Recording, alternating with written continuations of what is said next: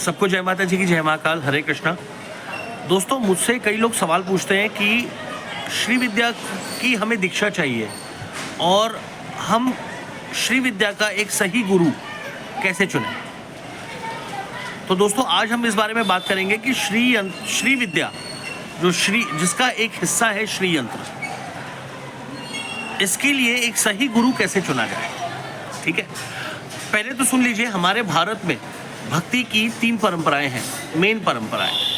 पहला है शैव परंपरा, दूसरा है शाक्त परंपरा और तीसरा है वैष्णव परंपरा। जो पूरी कुदरत को मेल फॉर्म में पूजते हैं वो है शैव परंपरा, वो होते हैं शैव परंपरा के साधक।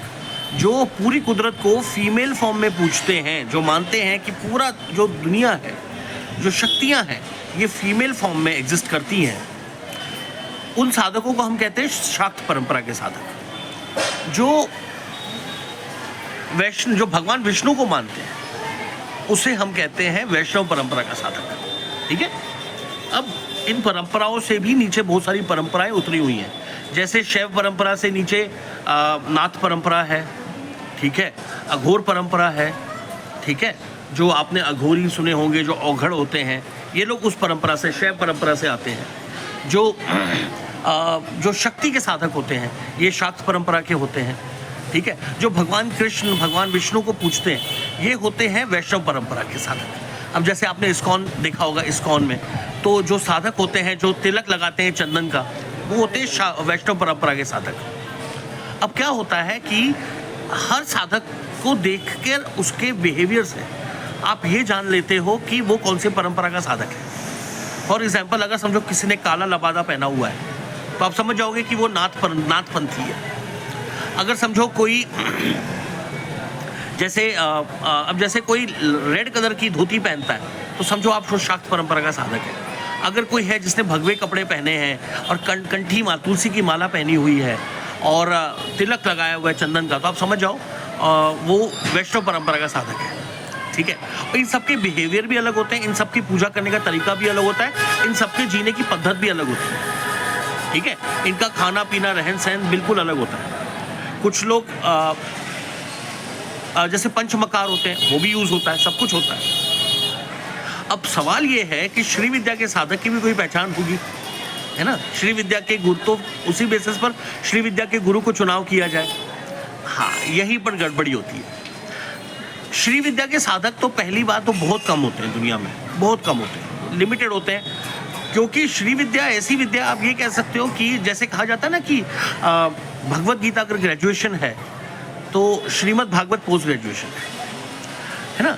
अगर दुर्गा सप्तशती ग्रेजुएशन है शाक्त परंपरा में तो मार्कंडेय पुराण पोस्ट ग्रेजुएशन है। उसी तरह आप ये कह सकते हो कि जो श्री विद्या है ये पीएचडी है, क्योंकि इसको समझने के लिए आपको सारी परंपराएं समझनी पड़ती हैं।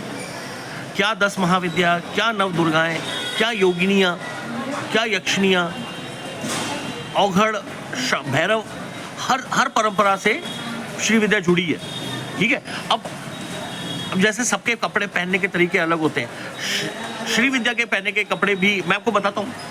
मैं आपको एक ऐसे साधक की बात बताता हूँ जो बहुत इतने दयालु थे। श्री विद्या के साधक इतने दयालु थे अपने जीवन में कि उनके सामने एक बार वो मरुस्थल पे जा रहे थे तो उनके सामने एक भेड़िया मर रहा था।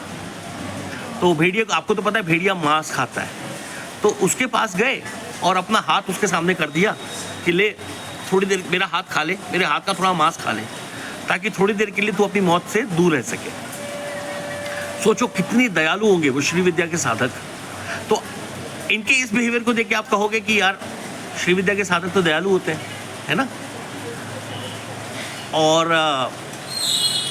मैं आपको फिर एक ऐसे साधक की बात बताता हूँ, श्री विद्या का ही साधक, जिसने इतने सर काटे, मैंने बताया भी था, जितने आपने जिंदगी में चने नहीं खाए होंगे, ऋषि परशुराम। दोस्तों, गुरु दत्तात्रेय, जिनकी मैंने पहले बात की, जिन्होंने अपना हाथ एक भेड़िए के सामने कर दिया कि तू मेरा मांस खा ले और थोड़ा सा जिंदा रह ले, वो भी श्री विद्या के महान साधक थे। आपको पता है गुरु दत्तात्रेय जो थे ये शाबर परंपरा के जनक थे। ये नाथ परंपरा के गुरु गोरखनाथ के, मसेंद्र नाथ के गुरु थे। आप समझे? शाबर परंपरा इन्हीं से शुरू हुई है।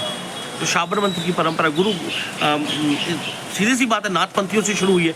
इनके जो पहले गुरु थे ये थे दत्तात्रेय। तो सोचो कितने महान साधक थे वो, और वो श्री विद्या के साधक थे। और दूसरी तरफ जमदाग्नि, ऋषि जमदाग्नि के पुत्र परशुराम, जो खुद एक भैरव के साधक थे। आपको शायद कई लोगों को नहीं पता, जो ऋषि परशुराम थे वो मृत्युंजय भैरव के साधक थे। मृत्युंजय भैरव कौन? महाविद्याओं में से जो माँ बगलामुखी है उनके भैरव। मतलब जो ऋषि परशुराम थे वो वैष्णव, वो खुद एक विष्णु का अवतार थे, उनको विष्णु का अवतार कहा जाता है। जो भैरव थे जो उनके आराध्य देव, इसका मतलब वो भैरव परंपरा से जुड़े थे, और उनकी शक्ति थी माँ बगलामुखी। और कहा जाता है कि मृत्युंजय भैरव ने प्रसन्न होकर जो फरसा दिया था परशुराम जी को, वो एक्चुअली बगलामुखी था। जो ब्रह्मास्त्र था, ब्रह्मास्त्र विद्या, फरसे को ब्रह्मास्त्र कहा जाता था कि एक बार जब जाता था तो काम करके वापस आता था। तो वो असल में कहा जाता था कि वो बगलामुखी विद्या से लैस था। तो उस हिसाब से जो ऋषि परशुराम है वो शाक्त परंपरा से भी जुड़े हैं, भैरव परंपरा से भी जुड़े हैं, वो खुद एक वैष्णव है। तो आप कैसे किसी भी श्री विद्या के गुरु की पहचान करोगे, है ना? तो इसका सॉल्यूशन सीधा सा है, आप किसी के बात करने के तरीके से, किसी के बिहेवियर से, किसी के कपड़े पहनने के तरीके से, किसी की पूजा की पद्धत से आप नहीं पता लगा सकते कि वो श्री विद्या का साधक आपके लिए सही है या नहीं। आपको उसके ज्ञान से ही इवेल्युएट करना पड़ेगा कि ये गुरु मेरे लिए सही है या नहीं। आई होप ये बात आपको पता लगी, आई होप ये ज्ञान आपको अच्छा लगा होगा। सबको जय माता जी की, जय महाकाल, हरे कृष्णा।